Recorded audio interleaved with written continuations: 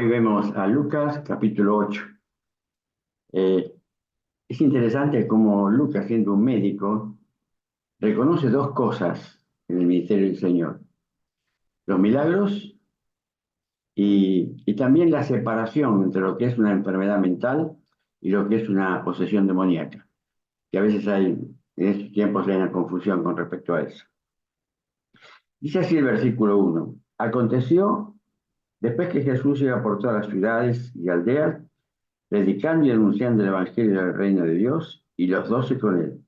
Y algunas mujeres habían sido sanadas de espíritus malos y de enfermedades: María, que se llamaba Magdalena, de la que habían salido 7 demonios; Juana, la mujer de Chuza, intendente de Herodes; y Susana, y otras mujeres que le servían de sus bienes.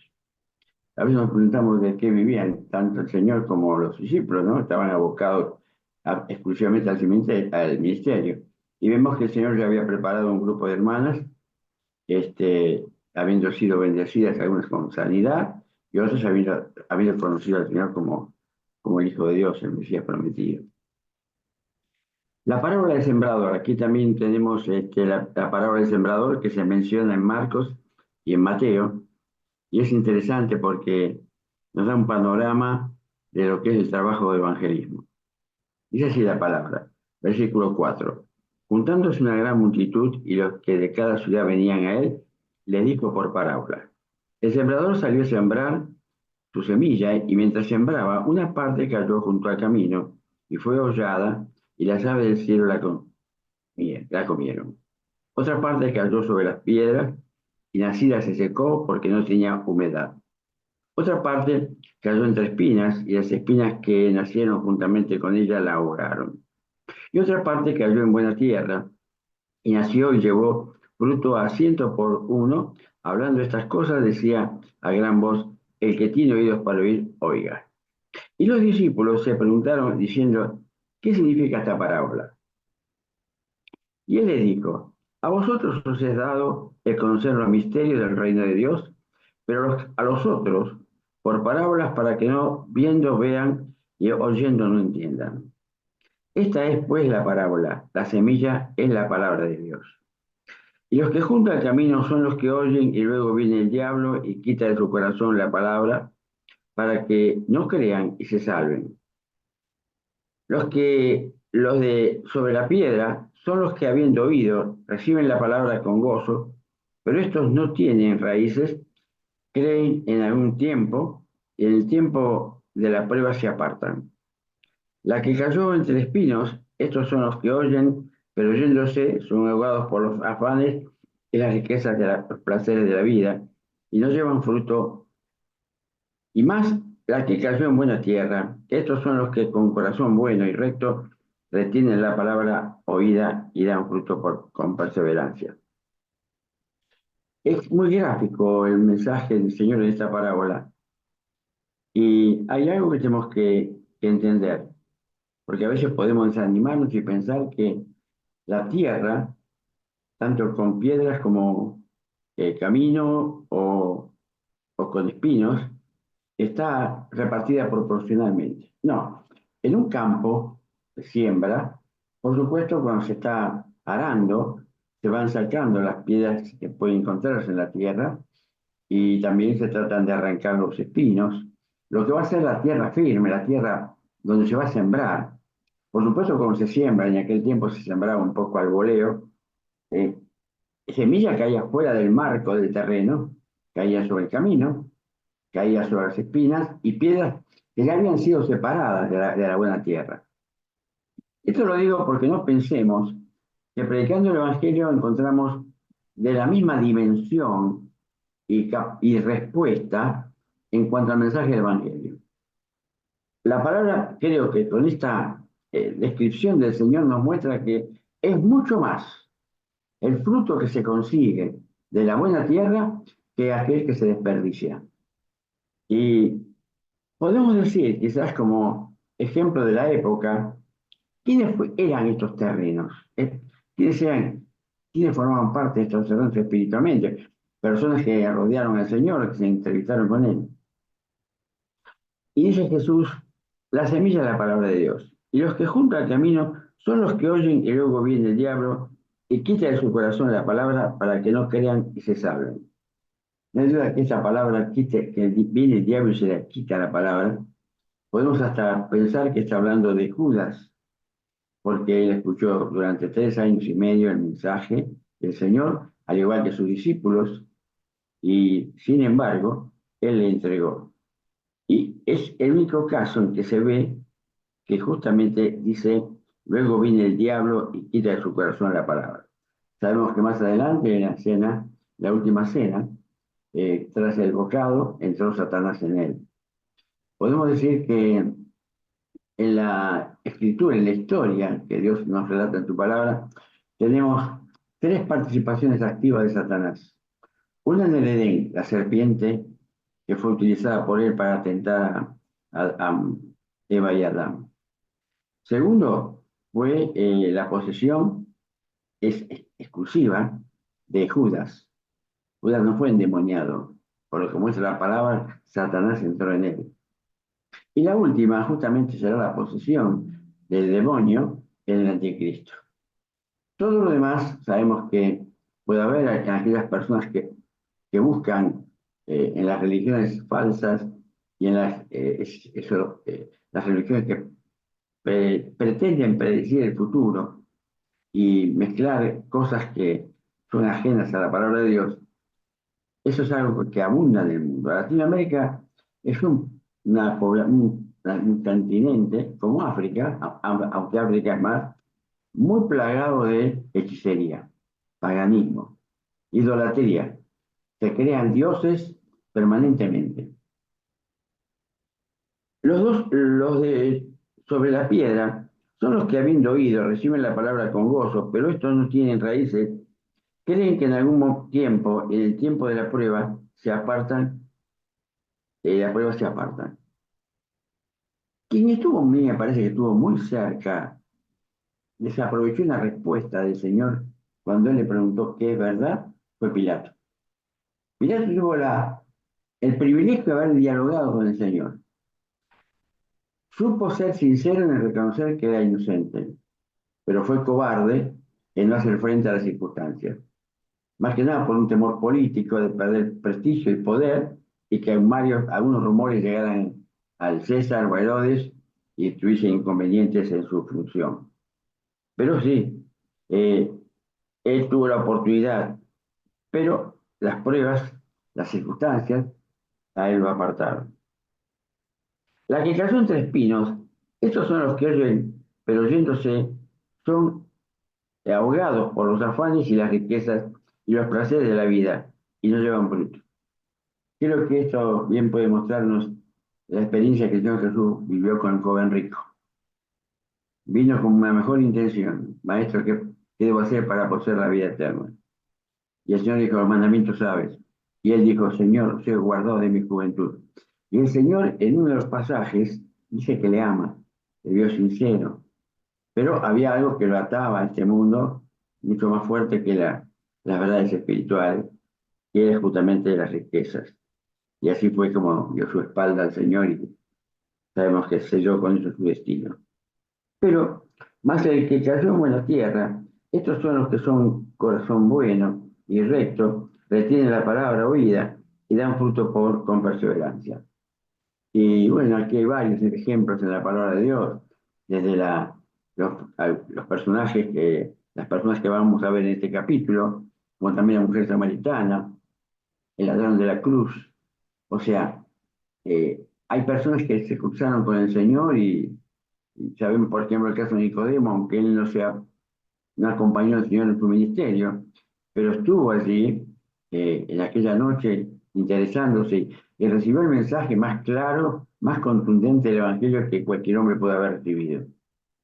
Que sabemos que fue el pasaje y el mensaje de Juan 3 más usado en la historia del cristianismo para convertir a las personas. Pero Nicodemo, junto con José de Arimatea, aparecen cuando no había nadie para retirar el cuerpo del Señor. Así que hay muchos frutos de buena tierra. Por eso, hermanos, siempre que predicamos el Evangelio, sepamos que el Señor dirige la siembra y Él da fruto. La palabra de la luz encendida. Nadie que enciende, versículo 16, una luz la cubre con una vasija, ni la pone debajo de la cama, sino que la pone en un candelero para que los que entran vean la luz. Porque nadie oculto que no haya de ser manifestado, ni escondido que no haya de ser conocido y de salir a la luz. Mira pues cómo es, porque a todo el que tiene se le dará, y a todo el que no tiene, aún lo que piensa retener se le quitará. Aquí hay dos enseñanzas, tanto una al comienzo y otra al final. La del comienzo, podríamos decir que la responsabilidad de cada creyente es ser luz, no callar, no ocultar ese mensaje de salvación que nos ha dado vida eterna. Por eso no debemos ocultar esta realidad de la vida cristiana. Y al final vemos que nos hace recordar a ese dueño del campo que contrató a las personas y, y dio a todos lo mismo. Aunque algunos se quejaron, eh, sin embargo, el Señor fue fiel a su palabra. Y por otro lado también la historia, la, la parábola de los talentos. Y justamente todos los que recibieron talentos fueron y lo multiplicaron, lo negociaron, pero el que recibió un talento lo ocultó. Señor, sé que eras un juez justo y severo, y si sabías que era así, ¿por qué ocultaste esto? Entonces le quitó ese talento a él y se lo dio al que tenía 10. Y esta es un poco la explicación de este versículo, esta porción, un poco este. Y en cuanto al 17, puede ser que esté hablando puede estar hablando muy fuerte a aquellos creyentes que, estando sirviendo al Señor, puede haber algo en sus vidas que no se conoce y esté afectando no solamente su vida, el fruto de su trabajo que lo hacen, sino también la paz y la comunión de la congregación. Es interesante en este capítulo, el verso 19, donde aparece que la madre y sus hermanos, este es un pasaje muy rechazado por la Iglesia Católica, creo que no recuerdo si yo habiéndolo leído la versión de la Carcolunga no está, o simplemente habla de mujeres y algunos hermanos considerándolos como los discípulos del Señor, pero no. Entonces, por el contexto mismo de estos 3 versículos, su madre y sus hermanos vinieron a él, pero no podían llegar hasta él por causa de la multitud. Y se le avisó, diciendo, tu madre y tus hermanos están fuera y quieren verte. Y entonces respondiendo le dijo, mi madre y mis hermanos son los que oyen la palabra de Dios y la hacen. No quiere decir que el Señor renunciara a su madre y a sus hermanos. Estos son hermanos que fueron concebidos por José y María. Era un matrimonio establecido, tenían todo el derecho. Este tema lo oculta la Iglesia Católica, pensando que hasta tiene esa idea preconcebida de que las relaciones sexuales o el matrimonio pareciera, hasta ellos lo predican de esa manera, vivir en absoluta soltería. Que esto fuera una debilidad, si fuera así, que María hubiese tenido vida sexual con José y tener hermanos, el Señor Jesús, hubiese sido una debilidad y un fracaso de la vida espiritual de María. Sabemos que no es así. Además, no tuvieron mucha influencia ellos. Simplemente recordemos que solamente hubo 2 participaciones de María. Una en la boda de Canaán, donde él justamente fue llamado por ella y, y justamente ella sabía que el Señor podía solucionar el problema. Y luego el pie de la cruz. Y al comienzo de su ministerio y al final. Está allí junto con Juan. Ahora viene algo muy interesante. Fijémonos que esto es Lucas quien lo va relatando. Acordémonos que Lucas no fue testigo visual. Lucas, tanto en la introducción del Evangelio como en los Hechos, habla de lo minucioso que fue él en averiguar todo lo acontecido. ¿Mm? Y evidentemente él tendría una forma muy prolija de escribir.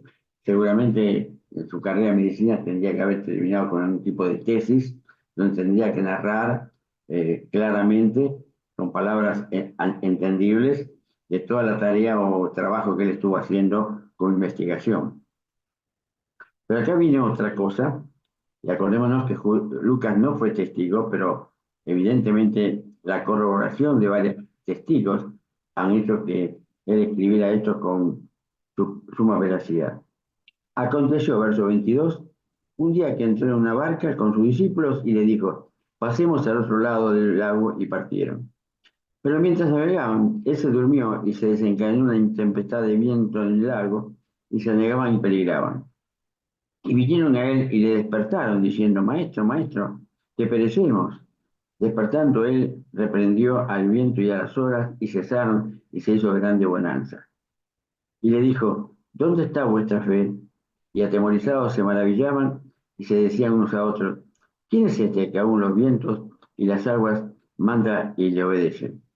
Aquí me traicionó un poco la memoria cuando dijo, se hizo bonanza, y en los otros evangelios dice, se hizo grande bonanza. Es interesante que el Señor estaba en la barca. Había dos episodios, hubo los dos episodios con tormentas en la barca de ellos. Una fue este, y otra fue cuando estaban solos en la barca, y el Señor aparece a ellos caminando por las aguas. Y es interesante este detalle, ¿no? Y hasta puede tener una aplicación espiritual para con nosotros hoy día. El Señor está con nosotros, está en nuestra vida, está en nuestra barca, pero quizás porque no le damos mucho lugar, porque no buscamos su opinión, su enseñanza, el Señor se duerme. Es la figura, pero podría ser que el Señor, si no lo invitamos a tomar decisiones junto con nosotros, evidentemente el Señor no lo va a forzar. Y es interesante esto, hermano. Cuando uno lee los primeros capítulos, los primeros versículos de Génesis 1, vemos cómo el Señor primeramente separa las aguas de abajo con las aguas de arriba, o sea, los vapores que formarán las nubes y también el agua. Y luego hace una segunda intervención en separar las aguas de la tierra. O sea que acá nuevamente está el Señor frente a elementos que Él mismo creó, que Él mismo ordenó, y le dio un orden en la naturaleza. Jesús echa fuera demonios en Gadara. Y arribaron, verso 26, y arribaron a la tierra de los Gadarenos que está en la ribera opuesta a Galilea. Al llegar él a tierra, vino al encuentro un hombre de la ciudad endemoniado desde hacía mucho tiempo, y no vestía ropa, ni moraba en casa, sino a los sepulcros. Este al ver a Jesús lanzó un gran grito, postrándose a los pies, clamando a gran voz, ¿qué tienes conmigo, Jesús, Hijo del Dios Altísimo? Le rogó que no lo atormentase, porque mandaba al espíritu inmundo que saliese del hombre, pues había mucho tiempo que se había apoderado de él. Y le ataban con cadenas y grillos, pero rompiendo las cadenas, era impelido por el demonio a los desiertos. Y le preguntó Jesús, diciendo, ¿cómo te llamas? Y él dijo, Legión, porque muchos demonios habían entrado en él. Y le rogaban que no los mandase ir al abismo. Este abismo habla del lugar donde están hoy los demonios encadenados de la rebelión original, que eran tan peligrosos que el Señor los retuvo en un confinamiento eterno. No está hablando del abismo donde van a caer los cerdos posteriormente. Eh,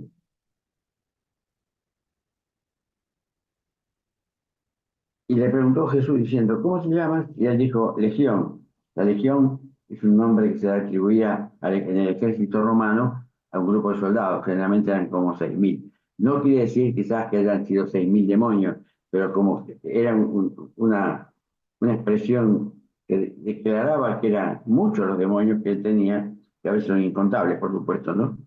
Pero evidentemente eran los que respondían por él. Fíjense que las palabras no fueron, desde el principio no fueron las palabras del hombre, el diálogo es con los demonios. Y fíjense que con otra oportunidad también, este demonio eh, le dice, Hijo del Dios Altísimo, te ruego que no me atormentes. Nosotros sabemos por hebreos que los demonios creen y tiemblan. Quizás a veces tenemos que pensar más en eso, a fin de que, como volviendo al pasaje anterior, el Señor no se sienta adormecido en nuestras vidas. Y le rogaban que no los mandase al abismo. Había allí un hato de puercos, de muchos cerdos, que pasían en el monte y le rogaron a los que le dejase entrar en ellos y le dio permiso. Y los demonios, salidos del hombre, entraron en los cerdos y el hato se precipitó en un despeñadero al lago y se ahogó. Y los que apacentaban los cerdos, cuando vieron lo que había acontecido, huyeron y vieron voces aviso a la ciudad y por los campos.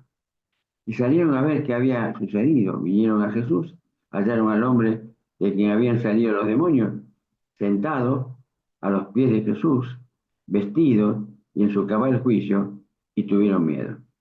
Y que lo habían visto, les contaron cómo había sido salvado el endemoniado.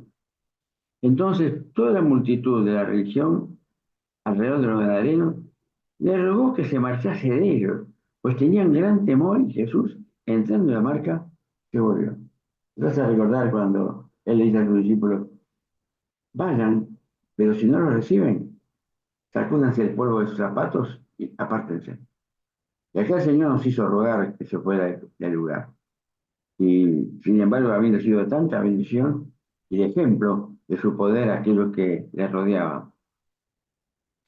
Y el hombre que había sido salido de los demonios le rogaba que le dejase estar con él. Pero Jesús le despidió diciendo, vuélvete a tu casa, un lugar que hacía mucho que no habitaba, y a su familia, y cuenta cuán grandes cosas ha hecho Dios contigo. Cuenta los tuyos, dice un pasaje de otro evangelio, cuenta los tuyos cuán grandes cosas Dios contigo.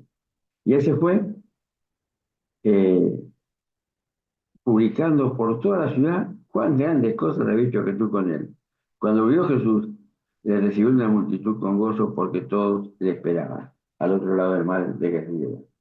Qué interesante esta historia, ¿no? Un hombre desesperado, un hombre que había perdido su personalidad porque los demonios tomaron posesión de él hasta de su mente y él manejaban su vida y su vida social en todo sentido. Y por supuesto le enfermaban y le golpeaban, le lastimaban. Y es interesante estas pocas palabras. Estaba sentado a los pies de Jesús, nos hace recordar a María, y en su cabal juicio, esta es una expresión médica de parte de Lucas, estaba un hombre con una mente clara, perfectamente con capacidad de discernir, y tuvieron miedo. En vez de gozarse, tuvieron miedo de ver a una persona cambiada para bien, porque si hubiera sido al revés, que se transformara de un hombre normal en un endemoniado, ahí sí habría que tener un poco de miedo, ¿no? Pero bueno, ese es el accionar del enemigo siempre con respecto al mensaje del Evangelio. Este es un capítulo de milagros maravilloso. Dos milagros de sanidad, dice el subtítulo. Versículo 41.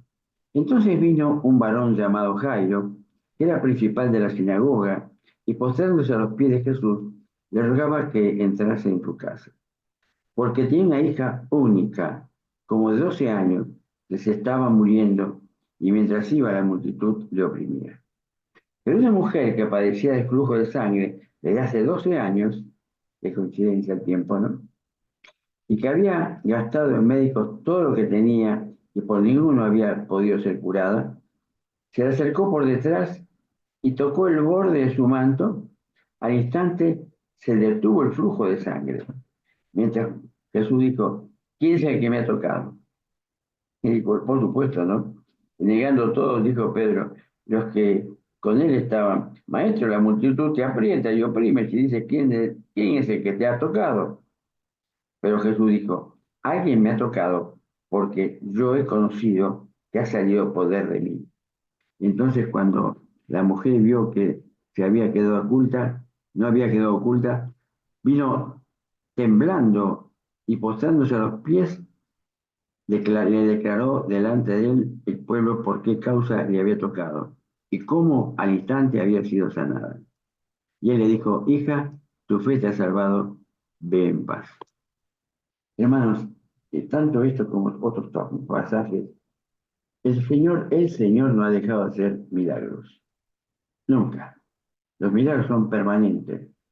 Cada circunstancia de nuestra vida es un milagro. Vivir cada día, eh, haber sido ganados por la sangre de Cristo, eh, haber sido entregado el mensaje del Evangelio de nuestra vida, a nuestros antepasados, a nuestros hijos, a nuestros nietos. Cada historia, cada familia tiene verdaderamente una experiencia personal con el Señor, muchas veces oculta, muchas veces hay personas que han conocido al Señor de manera muy silenciosa, pero no hay duda que fueron sanados mentalmente y espiritualmente de muchas cosas. Y evidentemente esta mujer tiene un serio problema femenino, algo que evidentemente no cesaba de sangrar, y el Señor le curó. Y allí, este es un relato, y me gusta recalcarlo, de Lucas el médico. Estaba hablando aún cuando vino uno a casa del principal de la sinagoga a decirle, tu hija ha muerto. Recordemos el comienzo de este párrafo. Eh, no molestes más al maestro. Oyéndolo Jesús le respondió, no temas, cree solamente y serás salva. Entonces en la casa eh, no dejó entrar a nadie consigo, entrando en la casa, no dejó entrar a nadie consigo, sino a Pedro, a Jacobo y a Juan, y al padre y a la madre de la niña. Y llorando todos y hacían lamentación por ella, pero él le dijo, no, no lloréis, no está muerta, sino que duerme. Y se burlaban de él, sabiendo que estaba muerta. Mas él tomándole de la mano, eh, clamó diciendo, muchacha, levántate. Me hace acordar a Lázaro, ¿cierto? Lázaro, ven fuera. Entonces su espíritu volvió inmediatamente, se levantó y mandó que se le diese de comer. Y sus padres estaban atónitos, pero Jesús le mandó que a nadie dijese lo que había sucedido. Acá hay un detalle interesante de lo que se produce con la muerte de las personas. Nosotros somos seres trinos, con un cuerpo, una mente y un espíritu. Lo hemos dicho muchas veces, pero bueno que lo tengamos presente porque es bíblico y el Señor quiere que todo nuestro ser sea guardado por el Espíritu de Dios, nuestro cuerpo, nuestra mente y nuestro espíritu. Si tuviéramos solamente cuerpo y mente, seríamos simplemente unos seres vivos, como los demás, digamos, del mundo animal. Pero justamente el Señor echó nuestro aliento, en nuestro ser, aliento de vida del primer hombre. Y vemos que interesante acá, esta chica había muerto. El espíritu salió de su cuerpo. Y ese cuerpo que ya no tenía vida, iba a entrar en corrupción. Mientras el espíritu está en un cuerpo, por más enfermo que esté, no entra en corrupción. Hasta tanto el espíritu la abandona, ¿no es cierto? Y qué interesante, ¿no? Y dice, entonces su espíritu volvió inmediatamente, se levantó y le mandó que le diese de comer. Hermanos, demos gracias a Dios por el poder del Señor en todas circunstancias. Nosotros seguimos orando por los enfermos, el Señor tiene la última respuesta, pero Él se agrada de que estemos en comunión con ellos, tantos casos muy particulares, muy difíciles de entender por qué el Señor permite las cosas, pero no hay duda de que lo maravilloso es que nos permite dialogar con Él respecto a estas cosas que no entendemos, y rogamos a Él que ponga su mano de sanidad sobre aquellos que están enfermos, aquellos que han sido operados y están en tiempo de rehabilitación, y aquellos que aún se están esperando un diagnóstico porque hay síntomas muy preocupantes. Gracias a Dios por este capítulo tan hermoso que nos alienta a seguir creyendo en el poder de Dios en todas circunstancias. De justamente eh, el poder de la transformación de las personas por la siembra de la palabra de Dios, el poder del Señor en calmar el viento y el mar, ¿eh? Como el Señor todavía sigue mostrando su señorío en la creación, y el poder del Señor de liberar mucho más que del pecado a las personas, sino también de los demonios, para que estando en su cabal juicio, la persona pueda creer en Jesucristo como Salvador. Eso era lo necesario de este Gadareno.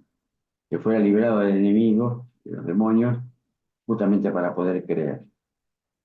Y por último, estos milagros de sanidad y de resurrección que nos alienta a seguir confiando en los milagros del Señor en el tiempo que vive. Que Dios bendiga su palabra.